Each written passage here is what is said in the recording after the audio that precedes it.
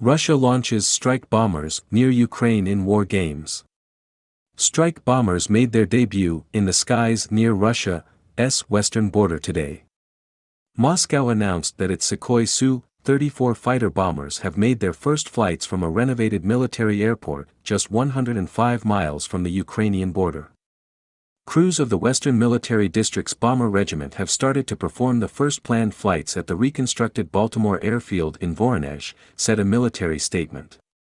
During the training flights, the bomber crews practiced takeoff and landing in various weather conditions. Russia said last week that the first 17 Su-34 fighter bombers had been deployed at the base, and now flights have started. New footage shows the Su-34s in action from the revamped base with a 2.5-mile-long runway, giving it the ability to accept aircraft of all classes and any size. In Chelyabinsk, the command staff of the Aviation Regiment of the Central Military District, CVO, flew more than 50 sorties in Su-34s and the Su-24 Mr. reconnaissance aircraft. In Dagestan, Black Beret Marines of the Caspian Flotilla, supported by aircraft, foiled a mock enemy landing in separate drills. And Russian reservists were given firepower training during a 3-day camp, according to reports citing military sources. They were trained in firing small arms and using RPG-7 anti-tank grenade launchers at the Prudboy Combined Arms Range in Volgograd region. The drills came as Russia hit out at emotional statements in the West on Putin's alleged invasion plans in Ukraine. These statements are so exalted, they lack a sensible approach, said his spokesman Dmitry Peskov. Ahead of the video summit, he said, such a number of false reports are published in the media. We see that tensions are increasing in rhetoric, but still we urge to keep cool-headedness. Moreover, presidents never speak based on emotions, they always speak de facto based on their national interests. He stressed, Putin has repeatedly said that we are looking for a good, predictable relationship with the United States. Russia never intended to attack anyone, but we have our own concerns, we have our own red lines. The president spoke about this clearly, to which Biden replied that he was not going to recognize any red lines.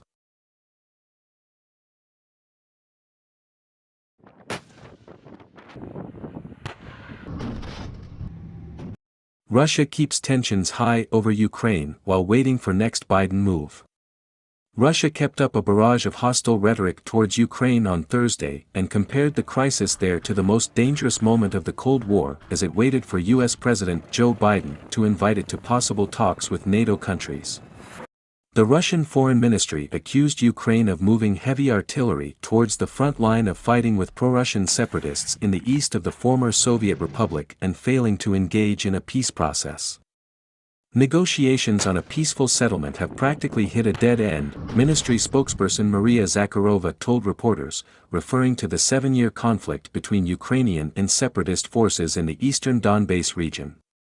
The ministry's Twitter feed, quoting Zakharova, said, with the support of NATO countries pumping the country with weapons, Kyiv is building up its contingent on the line of contact in Donbass. Deputy Foreign Minister Sergei Ryabkov agreed with a reporter who suggested East-West tensions over Ukraine could turn into a rerun of the 1962 Cuban Missile Crisis, when the United States and the Soviet Union stood on the brink of nuclear war.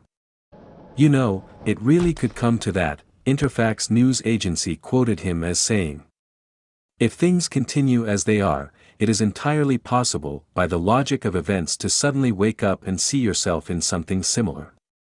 The comments came 2 days after a video call between Biden and Russian President Vladimir Putin that was intended to help defuse the crisis over Ukraine.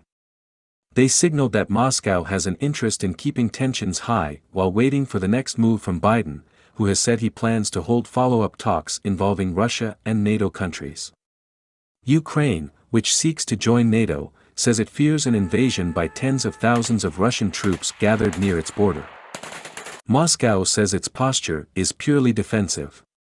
Fighting by ourselves.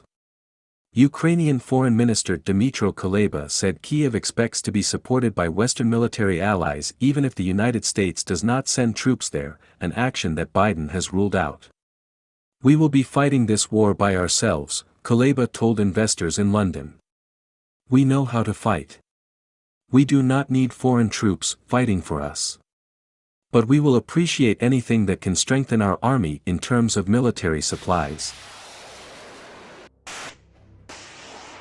Satellite images reveal new camps of Russian soldiers, tanks and artillery near Ukraine's border. Satellite images have revealed huge new camps of Russian troops, tanks and artillery near the Ukrainian border as Vladimir Putin continues massing his forces on Europe's doorstep amid warnings he could invade within weeks. Newly published images document at least 3 camps housing 7 battalions of troops near at Yelnya and Poganovo, between 100 and 150 miles from the border, which analysts say have arrived in the last month. More images taken from Russian-occupied Crimea shows what appears to be dozens of tanks and artillery pieces parked on a base at Novozhyn, around 80 miles from the border, which have also arrived in recent weeks. The pictures were released off the back of a leaked U.S. intelligence report that warned there are now 50 Russian battalions at the border with another 50 being rapidly assembled in reserve, meaning Putin will be ready to launch an invasion using up to 175,000 soldiers sometime early next year. Tensions along Europe's eastern border have been simmering since Putin annexed Crimea back in 2014, and have been threatening to boil over ever since Moscow began massing forces in the region starting in April this year. That month, up to 100,000 troops were moved to the border in the largest show of force by Russia since Crimea was annexed, but analysts say the current buildup eclipses even that.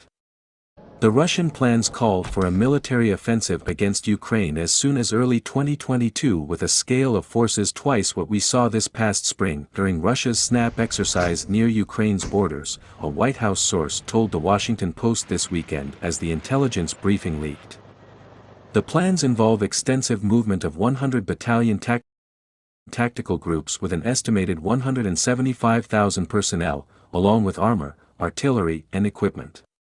U.S. Secretary of State Antony Blinken last week made a tour of European allies to shore up support for Ukraine in the event it is attacked, with Ukrainian Defense Minister Oleksiy Reznikov calling for more NATO troops, including British units, to be stationed in visible positions near the front lines as a deterrent to Russia.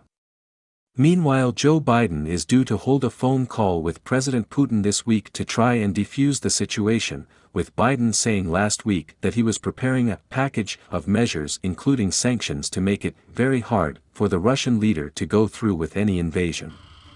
The Kremlin on Monday described the state of U.S.-Russia relations as lamentable, with spokesperson Dmitry Peskov saying that NATO and long-term guarantees of Russia's security from the West will be in focus on the call. Russia has been pressing Western nations to give binding guarantees that Ukraine will not become a NATO member as Moscow tries to prevent the military alliance advancing closer to its border.